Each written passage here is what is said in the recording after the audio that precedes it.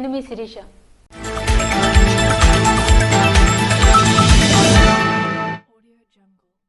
అప్పయ్య దొర ఆశయాలను కొనసాగించాలి అని మున్సిపల్ చైర్మన్ బల్ల గిరిబాబు అన్నారు.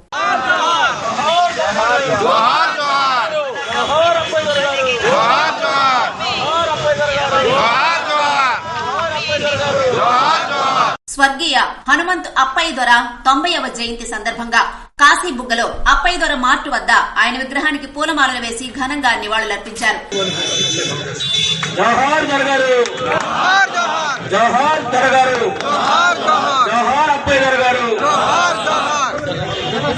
పలాస కాశీబుగ్గ మున్సిపాలిటీ పరిధి కేటీ రోడ్డులో దివంగత నేత మాజీ ఎంపీ హనుమంతు అప్పయ్య దొర 90వ జయంతి వేడుకలు మున్సిపల్ చైర్మన్ బల్ల గిరిబాబు ఆధ్వర్యంలో ఘనంగా నిర్వహించారు. ఈ సందర్భంగా ఆయన మాట్లాడుతూ ప్రజల గుండెల్లో మరణం లేని వ్యక్తిగా నిలిచిన నేత అప్పయ్య దొర అని ఆయన సేవలను కొనియాడారు. మన ప్రీతమ నాయకులు, మన ప్రాంత ప్రజలు ఒక దైవంగా భావిస్తున్న దొరగారి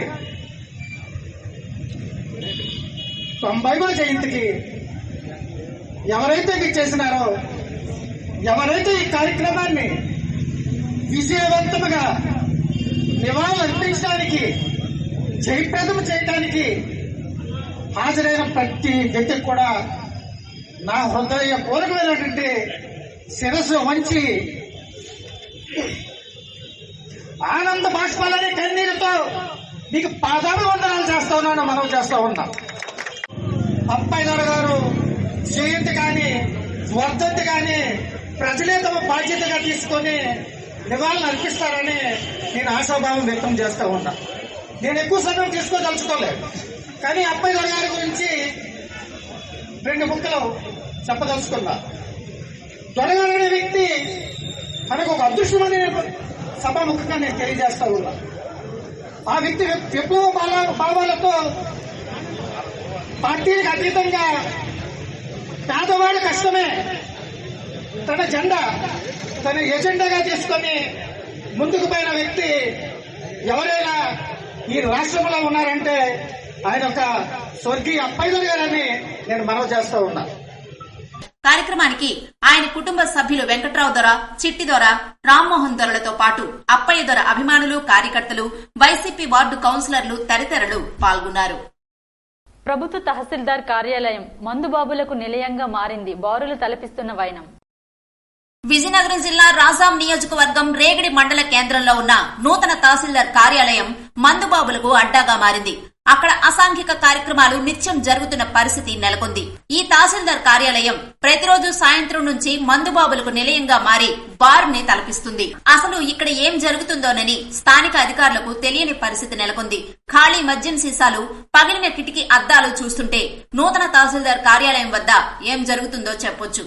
2018 ఏప్రిల్ 22న అప్పటి టీడీపీ ప్రభుత్వ హయాంలో ఎస్డీపీ నిధులతో అప్పటి జిల్లా కలెక్టర్ జవహర్ రెడ్డి 90 లక్షల రూపాయలతో నూతన తహసీల్దార్ కార్యాలయాన్ని మంజూరు చేశారు. ఈ కార్యాలయాన్ని మాజీ మంత్రి కిమిడి కళా వెంకట్రావు చేతుల మీదుగా శిలాఫలకాన్ని ప్రారంభించారు. 9 నెలల్లో ఈ నూతన తహసీల్దార్ కార్యాలయం అన్ని హంగులతో పూర్తి చేసి అప్పగించాలని కాంట్రాక్టర్తో ఒప్పందం కుదుర్చుకున్నారు. అయితే చివరి దశకు వచ్చినప్పటికీ ప్రభుత్వం బిల్లులు చెల్లించలేక ఒక ఎత్తు అయితే నిధులు చాలక మరో ఎత్తు ఈ తహసీల్దార్ కార్యాలయం ఇలా మరుగున పడింది. ఈ నూతన తహసీల్దార్ కార్యాలయం చుట్టూ పిచ్చి మొక్కలు నిండుకున్నాయి. పాత తహసీల్దార్ కార్యాలయం శిథిలావస్థలో ఉండడంతో సిబ్బంది అంతా ఒకే చోట పనిచేయాల్సిన పరిస్థితి నెలకొందని వాపోయారు. ఈ భవనం ఎప్పుడు కూలుతుందోనని భయభ్రాంతులతో సిబ్బంది పనులు చేస్తున్నారు.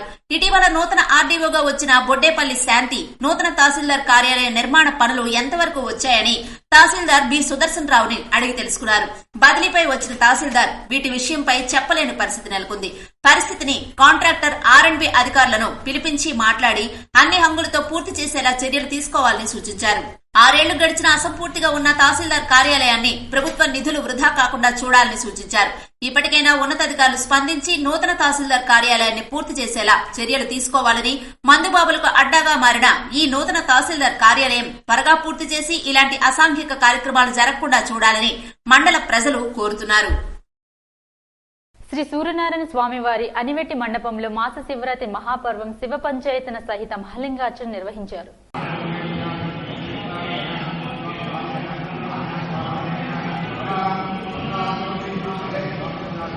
ప్రత్యక్ష దైవం ఆరోగ్య ప్రదాత సూర్యనారాయణ స్వామివారి అనివెట్టి మండపంలో ఆలయ ప్రధాన అర్చకులు ఇప్పిలి శంకర శర్మ ఆధ్వర్యంలో స్వామివారి దేవస్థానంలో గురువారం ఆలయ వేద పండితులు మరియు అర్చకుల ద్వారా మాస శివరాత్రి మహాపర్వ శివ పంచాయతన సహిత మహాలింగార్చన నిర్వహించారని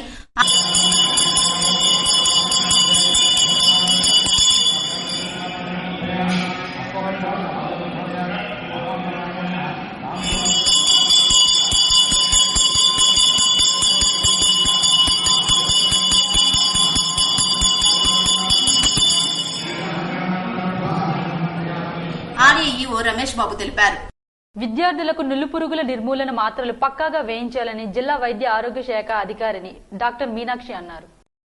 జిల్లాలోని అన్ని అంగన్వాడీ ప్రభుత్వ ప్రైవేటు పాఠశాలలు మరియు జూనియర్ కళాశాలల్లోని విద్యార్థులకు నులిపురుగుల నిర్మూలన మాత్రలు పక్కాగా వేయించేందుకు అన్ని ఏర్పాట్లు పూర్తయ్యాయని జిల్లా వైద్య ఆరోగ్య అధికారిని బి మీనాక్షి అన్నారు. ఈ మాత్రలు తీసుకోవటం వల్ల దుష్ప్రభావాలు ఉంటాయి అనే అపోహను విద్యార్థుల్లో తొలగించాలని అన్నారు.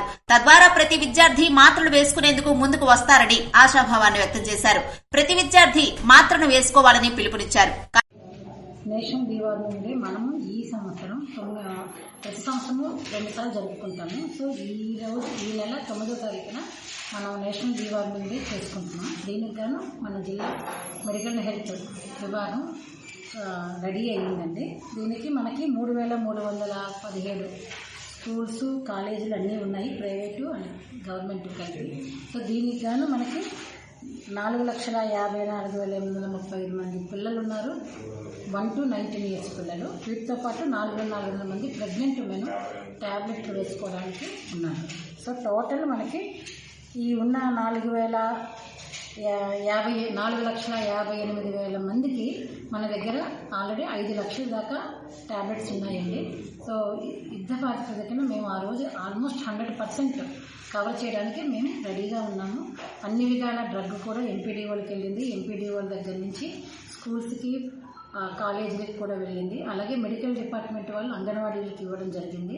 ప్రతి ఒక్కరు కూడా ప్రతి ఒక్క ఇన్స్టిట్యూషన్ కూడా మనకి రేపు మనం ఈ ట్యాబ్లెట్ వేయడం జరుగుతుంది. 1 to 2 years వాళ్ళకి హాఫ్ ట్యాబ్లెట్, 2 నుంచి 19 years వాళ్ళందరికీ కూడా 1 ట్యాబ్లెట్ ఇవ్వడం జరుగుతుంది. సో అందరూ ప్రతి ఒక్కరు కూడా ఈ కార్యక్రమం సక్సెస్ అవ్వడానికి సహకరించాలని కోరుకుంటున్నామండి. Thank you.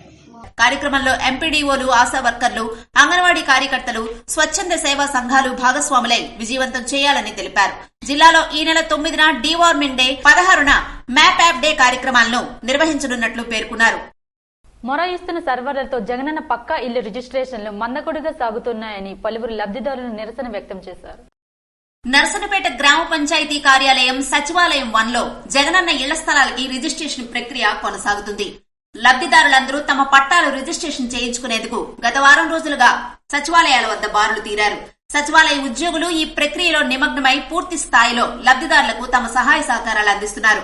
కొంతమేర సచివాలయంలో టెక్నికల్ ఇబ్బందులు ఏర్పడుతున్నప్పటికీ, సాంకేతికత ఆలస్యం ఉన్నప్పటికీ ప్రక్రియ మాత్రం విజయవంతంగా కొనసాగుతుంది. కార్యక్రమంలో సచివాలయ ఉద్యోగులు, వీఆర్ఓ తాతబాబు, లబ్ధిదారులు పాల్గొన్నారు. 18 ఏళ్లు నిండిన ప్రతి ఒక్కరూ ఓటు నమోదు చేసుకోవాలని special deputy collector B Padmavathi అన్నారు. ఓటరు నమోదు అధికారి మరియు special deputy collector B Padmavathi ఆధ్వర్యంలో ఎచ్చెర్ల నియోజకవర్గంలోని రణస్థలం మండల కేంద్రంలో పలు రాజకీయ పార్టీల నేతలు, అధికారులతో ఆమె సమావేశాన్ని గురువారం నిర్వహించారు. ఈ సందర్భంగా ఆమె మాట్లాడుతూ 18 ఏళ్లు నిండిన ప్రతి ఒక్కరూ తమ ఓటును నమోదు చేసుకోవాలన్నారు. ప్రతి ఒక్కరూ ఓటు హక్కు వినియోగించుకోవాలని, ఓటు ద్వారానే సరైన ప్రభుత్వాన్ని, సరైన నేతను ఎంచుకునే అవకాశం లభిస్తుందని ఆమె అన్నారు. కార్యక్రమంలో ఎలక్షన్ డీటీ శ్రీనివాసరావు, 4 మండలాల తహసీల్దార్లు, నేతలు పాల్గొన్నారు. 28 మద్యం బాటిళ్లను స్వాధీనం చేసుకున్న పోలీసులు. విజయనగరం జిల్లా రాజాం నియోజకవర్గం రేగిడి మండలం పెద్దపుర్లి గ్రామానికి చెందిన ఓ వ్యక్తిపై కేసు నమోదు చేయడం జరిగిందని స్థానిక ఎస్ఐ శ్రీనివాస్ తెలిపారు. వివరాల్లోకి వెళితే పెద్దపుర్లి గ్రామానికి చెందిన ఓ వ్యక్తి అక్రమంగా మద్యం విక్రయిస్తుండగా పట్టుబడ్డాడని, అతని వద్ద 28 మద్యం బాటిళ్లు స్వాధీనం చేసుకున్నామని ఎస్ఐ శ్రీనివాస్ తెలిపారు. ఆ వ్యక్తిని అరెస్టు చేసి రిమాండ్ నిమిత్తం రాజాం కోర్టుకు తరలించనున్నట్లు తెలిపారు. ఎస్ఐ శ్రీనివాస్ తో పాటు ఏఎస్ఐ రాజారావు, కానిస్టేబుల్ శివ ఉన్నారు. శ్రీ సూర్యనారాయణ స్వామి వారిని దర్శించుకున్న శ్రీకాకుళం వాస్తవ్యులు డాక్టర్ దానెట్ శ్రీధర్.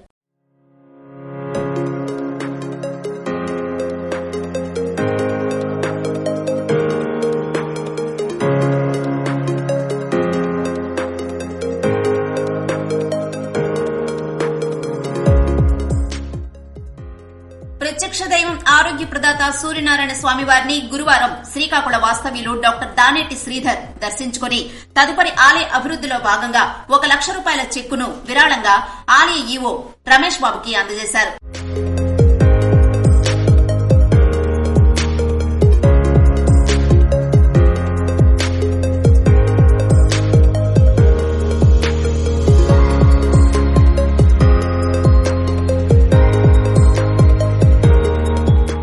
వారికి ఆలయ అర్చకులు వేదమంత్రాలతో ఆశీర్వదించి స్వామివారి జ్ఞాపికను అందజేశారు. కార్యక్రమంలో ఆలయ ప్రధాన అర్చకులు ఇప్పిలి శంకర్ శర్మ, ఆలయ పాలక మండలి సభ్యులు మండవిల్లి రవి పాల్గొన్నారని ఈవో రమేష్ బాబు తెలిపారు. ఇవి ఈనాటి వార్తలు. మరిన్ని వార్తలతో మళ్లీ కలుద్దాం. చూస్తూనే ఉండండి SS న్యూస్.